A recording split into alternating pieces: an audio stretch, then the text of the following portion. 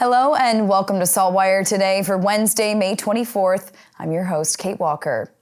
Premier Houston is teaming up with officials from Denmark to talk healthcare. He joined Denmark's Minister for the Interior and Health in Copenhagen to sign a memorandum of understanding today on healthcare. It provides a framework to collaborate on sharing information and working together on priorities and shared interest. Houston says Denmark is known worldwide for their innovative approaches to providing healthcare for their citizens.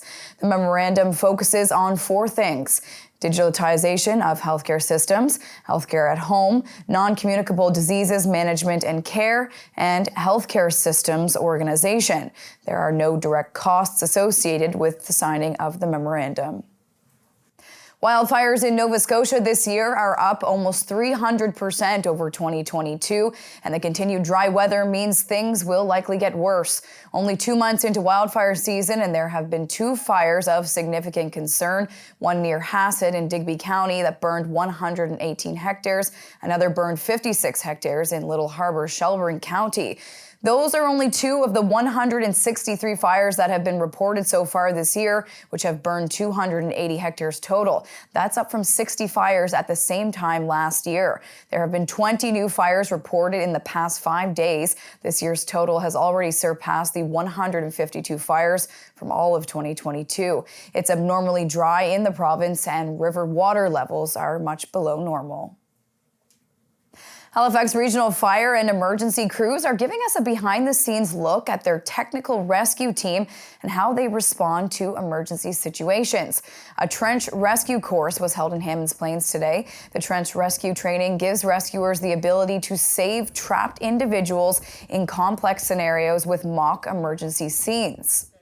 Anything, below ground. So typically any of the construction companies that are working on the roads, sewage pipes, even electrical, anything underground, the Department of Labor has certain standards that they must operate under. But obviously we're in the business and something goes wrong. So these folks here will be called when, say, an individual gets trapped or they have a trench collapse, and they need our assistance to come.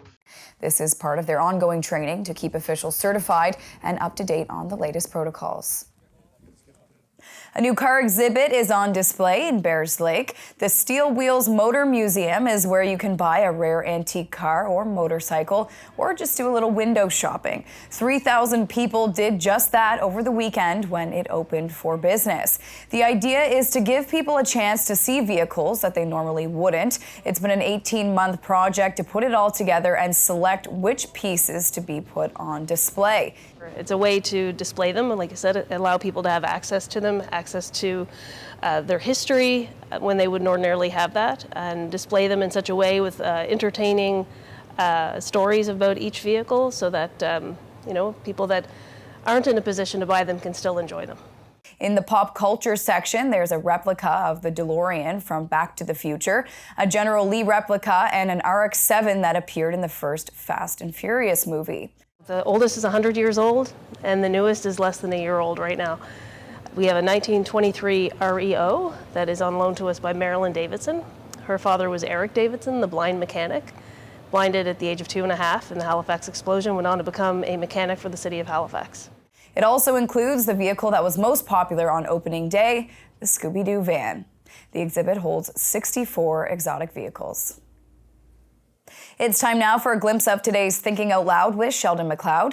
Today, Sheldon is speaking with Michelle Lowe with the Nursing Homes of Nova Scotia Association about the end to most COVID protocols. How do you think history is going to judge the reaction? Was it too much, too little, just right? How do you think that will look in another 10 years, 20 years, 50 years? It's an interesting question.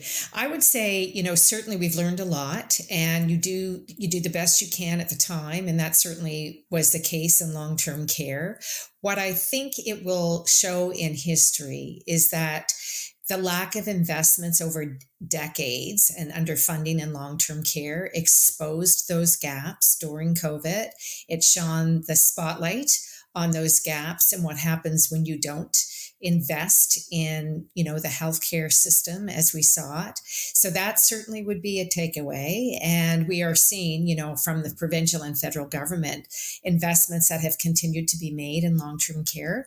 We're not where we need to be yet, but we certainly are making great progress in building knowledge and capacity and giving our long-term care facilities the tools that they need to be able to provide the best care that we possibly can. So there's still investments that require, but I would say looking back, 50 years from now, people think, why did they get themselves to a situation where they just couldn't respond as effectively as they wanted to?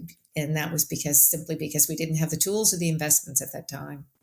And for Sheldon's full conversation, head to the opinion section of saltwire.com. Time now for the Atlantic Sports Wire, presented by Scott Squires. On this special edition of the Atlantic Sports Wire, SaltWire's NSCC interns Daniel and Cameron take you inside the ring. Welcome to downtown Dartmouth, where the Tribal Boxing Club thrives, housing promising boxers who share a deep bond. Meet Kyle McNeil, a.k.a. The Real Deal, a pro boxer with a 13-4 record.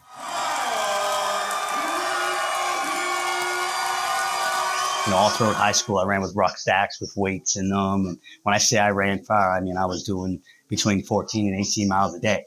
So I kind of people got to know me as that intense guy. And so that's kind of where the name came from. Somebody yelled it at a fight card one night, Real Deal.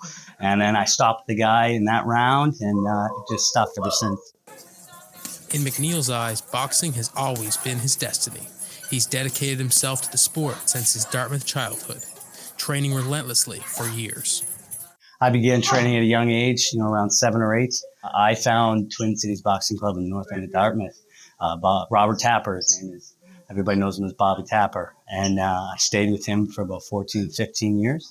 And after he went into retirement, I found Bridget Stevens and Jim Maloney, and they've known me since I was 11 years old.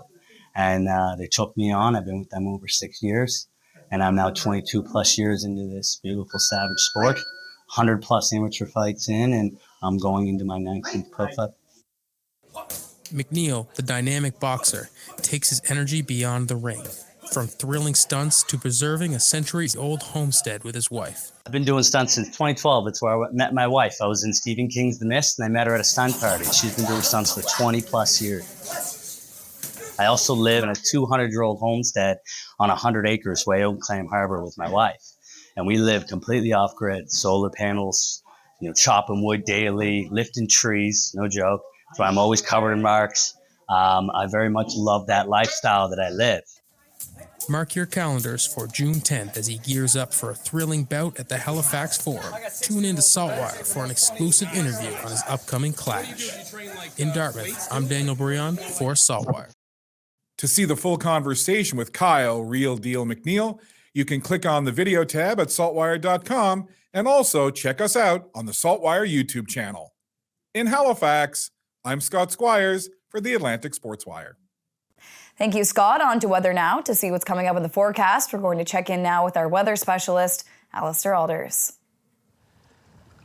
Thanks, Kate. Well, a marine layer of cloud was stuck over HRM today, so while some of us did see the sunshine, clouds dominated for most, and a southeast wind did keep our temperatures cool, especially here on the shores of the Bedford Basin today.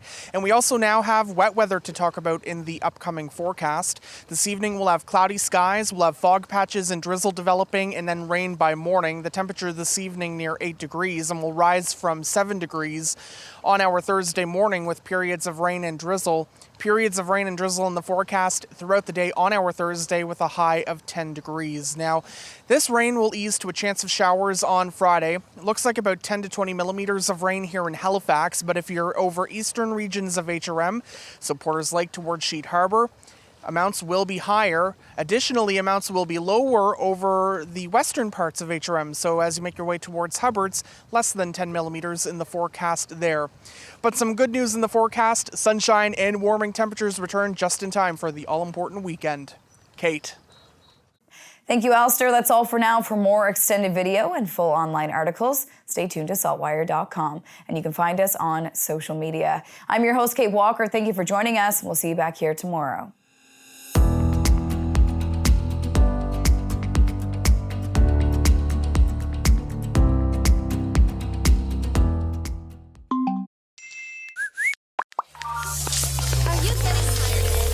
Turn off the noise. Tune in to what matters. What matters is information you can trust. What matters is the news you can use to make life's big decisions. Informed healthcare choices, casting the smart vote, or opening that business. What matters is understanding the world around you. Let SaltWire connect you to what matters with unlimited access to the information you need for only $20 for the first year. Become a member today.